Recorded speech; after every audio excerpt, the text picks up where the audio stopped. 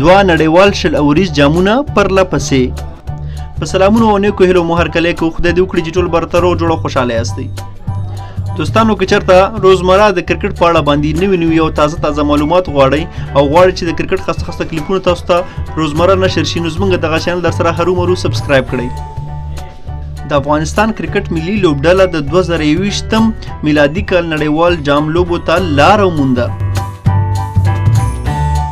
نو ډیر د خوشحالۍ ځای دی چې افغانستان په پرله پسې نړیوال جامونو کې بغیر د کوم شرط څخه لوبیږي او د نور لوبډلو په څیر بغیر د کوالیفای راوند څخه ډایرکټ نړیوال جام کې لوبیږي.